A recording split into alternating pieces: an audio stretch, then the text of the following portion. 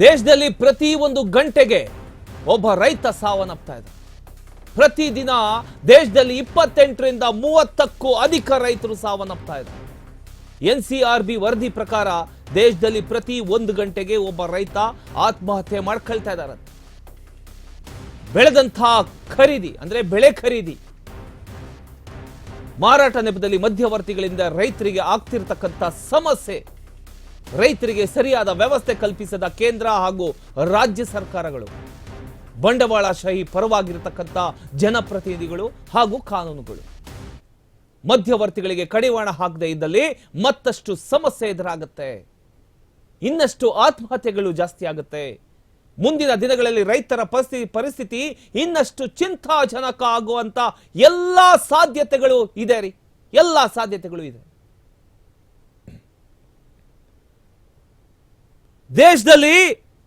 ದೇಶದ ಮಟ್ಟದಲ್ಲಿ ಇದು ಭಯಾನಕ.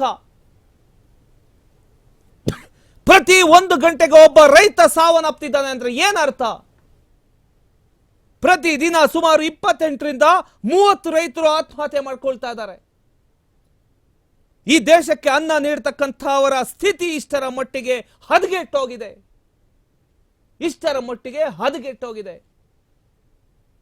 ರೈತರ ಗೋಳನ್ನ ಯಾರು ಕೇಳೋರಿಲ್ವಾ? ಹಾಗಾದ್ರೆ ಇನ್ನು ಕರ್ನಾಟಕದ ಪರಿಸ್ಥಿತಿಯನ್ನ ತೆಗೆದುಕೊಂಡ್ರೆ ರೈತರ ಆತ್ಮಹತ್ಯೆಗಳಲ್ಲಿ ಕರ್ನಾಟಕ ದೇಶದಲ್ಲಿ 2ನೇ ಸ್ಥಾನದಲ್ಲಿದೆ. 2ನೇ ಸ್ಥಾನದಲ್ಲಿ.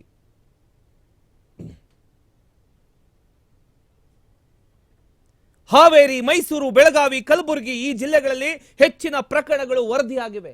ಆತ್ಮಹತ್ಯೆ ಮಾಡ್ಕೊಂಡಿರ್ತಕ್ಕಂಥ ಪ್ರಕರಣಗಳು, ಸೂಸೈಡ್ ಮಾಡ್ಕೊಂಡಿರ್ತಕ್ಕಂಥ ಪ್ರಕರಣಗಳು. ಸರ್ಕಾರ ಹಲವು ಯೋಜನೆಗಳನ್ನ ಘೋಷಣೆ ಮಾಡ್ತು. ಈ ನಾಮ್ ಅಂತ, ನ್ಯಾಷನಲ್ ಅಗ್ರಿಕಲ್ಚರ್ ಮಾರ್ಕೆಟ್ ಅಂತ. ಇದರಿಂದ ರೈತರು ದೇಶದ ಯಾವುದೇ ಮಾರುಕಟ್ಟೆಯಲ್ಲಿ ತಮ್ಮ ಉತ್ಪನ್ನ ಮಾರಾಟ ಮಾಡಬಹುದು ಅನ್ನೋದು.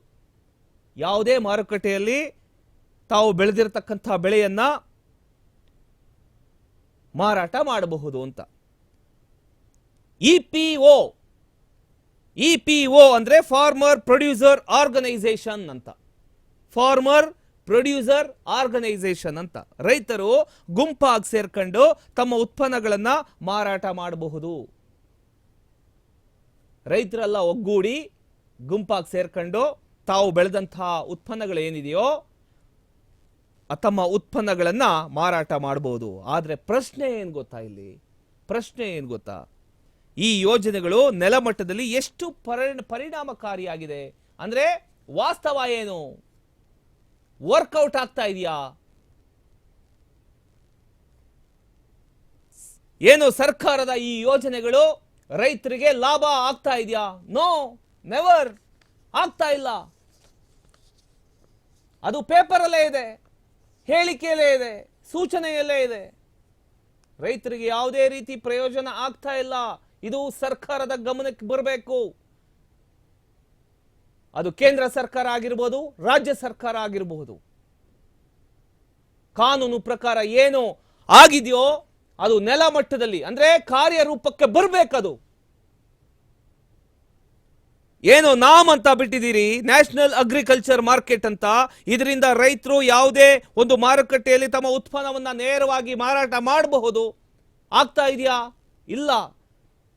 ಫಾರ್ಮರ್ ಪ್ರೊಡ್ಯೂಸರ್ ಆರ್ಗನೈಸೇಷನ್, ರೈತರು ಗುಂಪಾಗಿ ಸೇರ್ಕೊಂಡು ತಮ್ಮ ಉತ್ಪನ್ನಗಳನ್ನ ಮಾರಾಟ ಮಾಡಬಹುದು ಅಂತ ನೀವು ಹೇಳಿದ್ದೀರಿ. ಅದು ಆಗ್ತಾ ಇದೆಯಾ? ನೋ, ಆಗ್ತಾ ಇಲ್ಲ.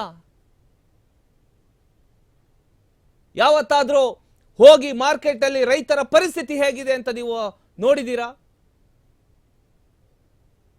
ಎಲ್ಲೋ ಕೂತ್ಕೊಂಡು ಭಾಷಣ ಮಾಡೋದಲ್ಲ, ಎಲ್ಲೋ ಕೂತ್ಕೊಂಡು ಹೇಳಿಕೆ ಕೊಡೋದಲ್ಲ. ರೈತರ ಜೊತೆ ಇದ್ದು ಅದನ್ನ ಅರ್ಥ ಮಾಡ್ಕೋಬೇಕು ಅಂತ ನಾವು ಹೇಳ್ತೀವಿ. ಈಗ ಒಬ್ಬೊಬ್ರು ರೈತರ ಪರಿಸ್ಥಿತಿ ಹೇಗಿದೆ ಅನ್ನೋದನ್ನ ಮೊದಲು ಅರ್ಥ ಮಾಡ್ಕೊಂಡ್ಬಿಟ್ರೆ ರೈತರು ಖುಷಿಯಾಗಿರ್ತಾರೆ.